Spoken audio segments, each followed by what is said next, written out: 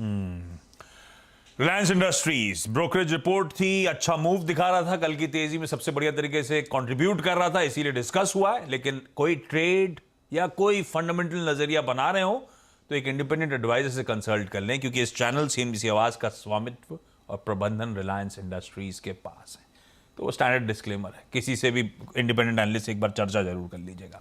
कुछ और interesting stocks news highlight कर देता हूं। अच्छा, स्टॉक्स न्यूज हाईलाइट करूं उससे पहले बता दूं कि 9:25 के आसपास मार्केट्स की ओपनिंग हो जाए, सेटल हो जाए शुरुआती ट्रेड, एक्सपर्ट्स के बढ़िया पिक्स ले लें, उसके बाद टीसीएस का टॉप मैनेजमेंट सीएनबीसी आवाज पर होगा। तो ये नंबर्स के बाद जो थोड़ा सा अनसर्टेनिटी है, अच्छे हैं बुरे हैं, कितनी दिक्कतें दिख रही हैं ग्लोबली, स्लोडाउन का कितना असर, कब तक असर, वो सारी बातचीत होगी। तो जुड़िएगा, जुड़े तो आप हो ही हैं। 9:25 पे दोनों मैनेजमेंट के टॉप पर्सनल हमारे साथ होंगे। अच्छा, खबरों में सोना बीएलडब्ल्यू प्रिसीजन फोर्जिंग्स रडार पे रखिएगा। इस कंपनी ने घोषणा करी कल बाजार बंद होने के बाद कि ये सर्बिया की एक कंपनी नोवलिक में 54% स्टेक एक्वायर करेंगे। ये जो नोवलिक है उसके लिए कहा गया है रडार सेंसर्स में, परसेप्शन सॉल्यूशंस में, एम्बेडेड सिस्टम्स में कामकाज है।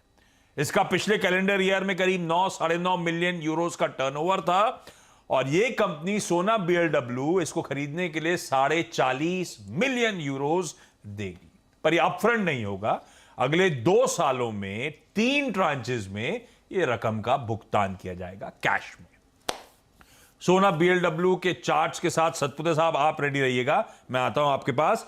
जीएचसीएल, इस कंपनी की तरफ से अपडेट आया है कि ये जो सोडा ऐश की प्रोडक्शन कैपेसिटी ऑगर करना चाहते थे, बढ़ाना चाहते थे। ऑलरेडी 11 लाख टन पर एनम पे खड़ी हुई है, 12 लाख टन करने की तैयारी थी, उसके लिए रेगुलेटरी कंसेंट मिल गया है, मंजूरी मिल गई है। ल्यूपिन की एक और खबर है, एक और इसीलिए क्योंकि US FDA related development weekend पे था, जिसपे कल ल्यूपिन का स्टॉक ऑलरेडी रिएक्ट कर चुका है, कल अच्छा मूव कर रहा था। फ्रेश अपडेट यह है कि स्पेनिश मिनिस्ट्री ऑफ हेल्थ से ल्यूपिन की एक दवा नामस्कला को अप्रूवल मिला है, जो कि मायोटोनिक डिसऑर्डर्स को एडल्ट्स में ट्रीट करने के लिए इस्तेमाल करी जाती है। पहला और इकलौता लाइसेंस प्रोडक्ट इंडिकेशन है यूरोप में, और ल्यूपिन इसका कमर्शियलाइजेशन अपने पार्टनर के थ्रू जो स्पेन में है एक्सिल्टिस, उसके साथ करेगा।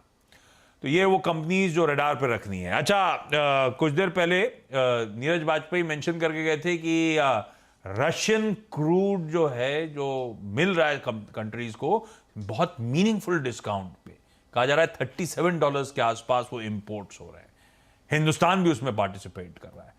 तो किसी आईओसी, एचपीसीएल, बीपीसीएल, सस्ते में क्रूड पंप प्राइसेस जस के तस बने हुए हैं, ये स्टॉक स्वीट स्पॉट में आ रहे हैं। वो स्क्रीन पे दिख भी रहा है, रह के इन स्टॉक्स को रखिएगा रेडार पे।